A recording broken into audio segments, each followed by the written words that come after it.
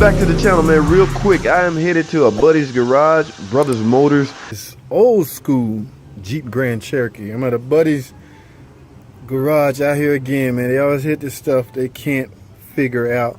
I think it's more or less than because any scan tool will work, so it's not so much I have a special scan tool, but my scan tool, my DRB, I'm able to pick up more inputs, more data, and that helps. So as you can see, that's a new computer over there, and it will not start. He said it spins over. Let's find out exactly what he mean by no start, because you know sometimes people misuse the word no start. Let me spin this thing over and see what happens.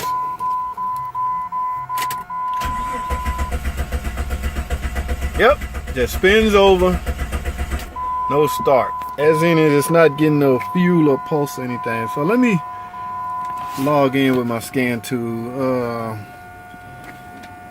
I'm already in. Let me go on the engine. We're gonna go on the read DTC. Read DTC. Uh-oh. Whoa!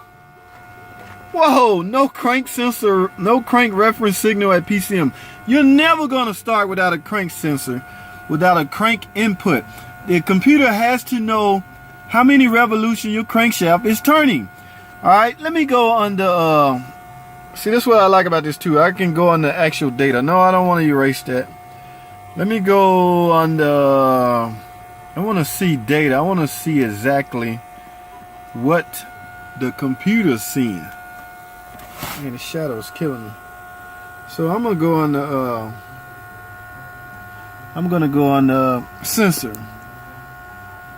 Actually, monitor display, because I want to look on the.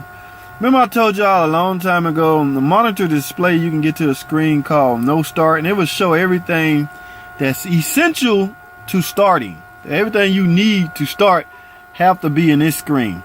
Okay, what I'm looking at now, what I want to see, engine RPM. Okay, that's what the crank sensor reads.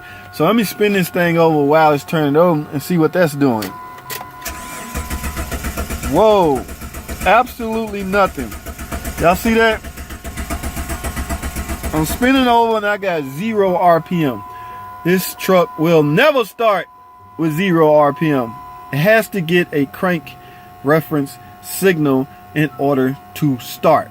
Okay, so it looks like somebody replaced the PCM for absolutely nothing, or they didn't scan it. I don't know the reason, but I'm gonna let it up in the air and take a look at that crank sensor, because it doesn't matter, man. If this RPM is on 0, let me spin it over again so y'all see exactly what I'm talking about.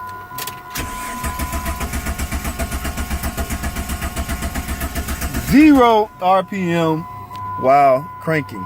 You're never gonna start. Okay, so I'm gonna go tell my buddy I gotta put a crank sensor on this car before I do anything. Alright, this is just a lesson on diagnostic, no start diagnostic. Remember, it's not a no crank, it is a no start, because it cranks, it spins over. Okay, now normally I would have checked fuel pressure and things like that, but because I can see offhand that I'm not getting ignition. 3 things to start, people: fuel, spark, and combustion.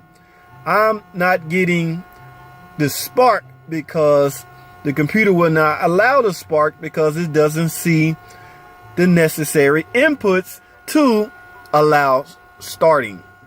Okay, so if that makes sense, you got to have certain inputs and RPM is definitely one of them. All right, so you got to have RPM input before the computer will allow you to start. All right, I will get back with y'all, man. I'm gonna go ahead on and wrap this video up. I'm gonna end up putting a crank sensor on this thing. I'm not gonna waste a lot of time. So thanks again to my patented DRB for all your help. I really appreciate it. I love you. Now, like I say, I'm sure any scan tool would have picked that code up and probably can do exactly what I did, but I don't know. I don't know, because I haven't been exposed to all the I like how people in the comment always dog me out about my scan tool to do this, my scan tool to do that. Man, I've been in the dealership so long, I need to get out more, basically, because I don't know what's going. I did a video the other day on some bushing, 2-piece bushing for the tie rods on the Intrepid and the old LH cars. Man, they was in there. Jay Poon, I think that is his name. He was saying that 2-piece bushing been out since the early 90s. You know what I'm saying? I didn't know this. I need to get out more, people. I've been in this dealership so freaking long. I don't know what's going on in the aftermarket world. But I'm sure y'all Scan Tool would do something similar as this one. It's just the only one I've been exposed to, and the only one I've ever needed.